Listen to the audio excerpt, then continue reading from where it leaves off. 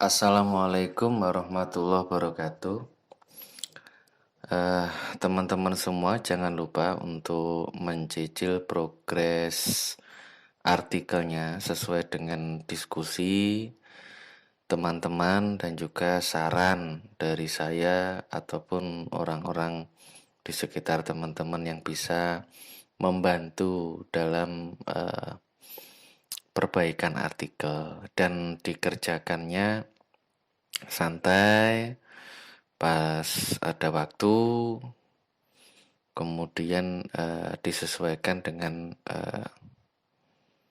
waktu kesepakatan teman-teman dalam mengerjakannya. Nah, kita juga memperdalam keilmuan itu melalui teori, prakteknya melalui menulis. Jadi memang butuh keaktifan teman-teman dan tidak ada masalah jika kemudian Japri tanya ke saya di hari-hari efektif maupun Sabtu Minggu nggak ada masalah. Teknik pengumpulan data penelitian kualitatif. Nah, teknik pengumpulan data ini dengan referensinya triangulation ya. Ini menghasilkan 3 metode: interview, participant to observation, dan telaah catatan. Jadi dokumen recordnya, dokumen-dokumen yang tersimpan yang menjadi data menarik, data tambahan dalam penelitian kita.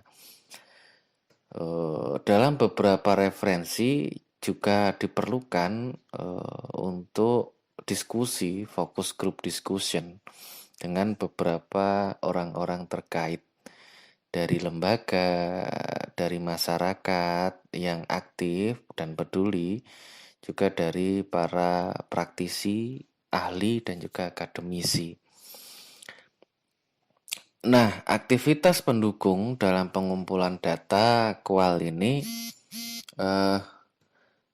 kita harus menciptakan report ya, menciptakan hubungan baik, keterbukaan, menyenangkan. Karena kalau kaku maka informasi itu sulit untuk digali. Nah, pemilihan informan itu secara pervasif, jadi tidak secara acak. Karena melihat kebutuhan dan kompleksitas permasalahan, bisa sedikit informannya, bisa banyak. Bisa sedikit jika kemudian informasi yang didapat itu sudah banyak dan mencukupi untuk data penelitian kita. Itu kita sesuaikan sendiri. Itu secara pervasif. Nah, kemudian pengumpulan data dengan metode observasi, dokumentasi, wawancara ini sudah kita ulas tadi. Plus forum group discussion ya. Bahkan juga angket juga diperlukan. Nah, pengumpulan data dari sumber non-media, pencatatan data, informasi hasil pengumpulan data. Nah, ini terkait alternatif dan juga variasi bahan dalam metode pengumpulan data. Misalnya, dari segi metode-metode ya, pembagiannya ya. Misalnya jika peneliti ingin memperoleh informasi mengenai persepsi pembaca terhadap konten berita tertentu. Biasanya teknik yang dipakai apa? Ya wawancara, bukan observasi. Yang kita wawancara adalah pembacanya. Dia mempersepsikan sebuah konten berita itu seperti apa gitu. Sedangkan jika peneliti ingin mengetahui bagaimana pimpinan redaksi menciptakan suasana kerja, maka apa? Teknik yang dipakai adalah observasi. Kita harus tahu proses rapatnya kayak apa, motivasi yang dilakukan seperti apa, progres pekerjaannya gimana, ya kan? Sehingga tercipta suasana kerja yang hidup. Kalau kita ingin mengetahui kompetensi jurnalis, ini ya, maka teknik yang dipakai apa? Tes, bener gak? Kita sebar tes, kemudian kita akan dapatkan hasil ujian. Plus biasanya dengan dokumen record juga bisa hal-hal ini. Nah, dengan demikian informasi yang diperoleh itu menentukan jenis teknik yang dipakai. Material determines a means. Nah, teman-teman, saya tanya satu pertanyaan saja. Di artikel teman-teman kira-kira dominan yang mana? Apakah dengan wawancara, apakah dengan observasi, dengan dokumen record, ya, dari buku, jurnal, artikel, ya, eh, atau dengan tes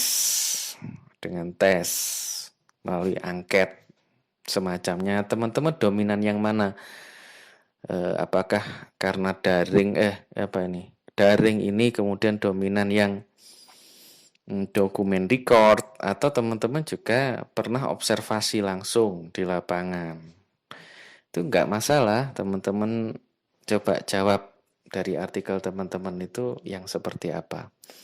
Oke, kita bahas sedikit-sedikit ya. Wawancara itu bertujuan untuk mencatat opini, perasaan, emosi, dan hal lain yang berkaitan dengan individu yang ada dalam organisasi.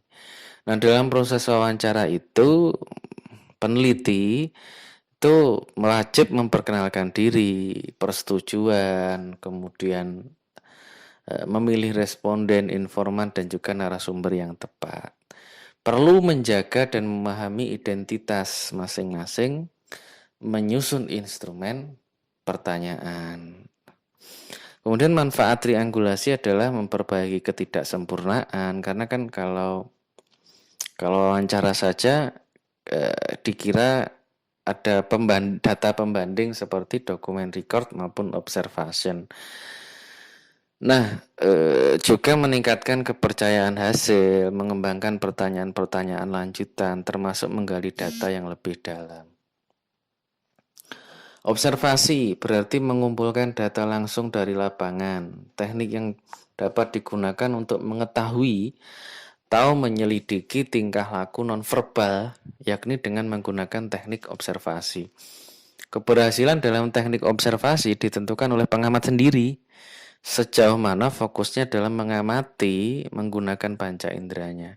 Salah satu keuntungan dari pengamatan langsung observasi adalah bahwa sistem analis, utamanya indera mata ya dan peraba, itu mengenal lingkungan fisik lebih jauh, tata letak ruangan, peralatan, formulir yang digunakan. Maka observasi itu bisa menguatkan data atau kemudian jadi data pembanding yang kira-kira ada miss atau tidak di situ. Hal ini untuk membantu proses kerja administrasi serta kendala-kendalanya kita akan tahu langsung dengan observasi. Itu. Dokumentasi itu bisa arsip foto, hasil rapat, cenderamata, jurnal, catatan harian, dan lain-lain. Nah, kelebihannya yaitu metode ini efisien, waktu, biaya, tenaga itu lebih efisien.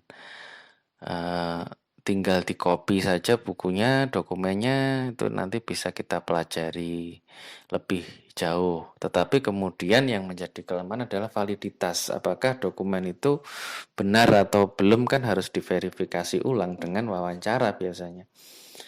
Nah, kemudian rehabilitasnya, jadi akurasinya, konsistensinya, nah itu yang kemudian perlu ditanyakan karena kan semuanya dinamis. Struktur organisasi saja dinamis kan, berubah terus. Begitu. Nah, angket itu digunakan untuk serupa dengan wawancara. Fungsinya sama, angket dengan wawancara itu sama. Yang beda itu implementasinya. Kalau wawancara itu memakai lisan, kalau angket itu mengisi kuesioner. Hasil data angket tidak berupa angka, namun berupa deskripsi. Nanti tidak ada teknik pengumpulan data yang lebih efisien dibandingkan kuesioner atau angket itu. Karena begini, minimal ini memudahkan bagi peneliti agar recordnya itu bisa dalam bentuk tulisan langsung dari yang diwawancarai narasumber ataupun responden yang kita wawancarai.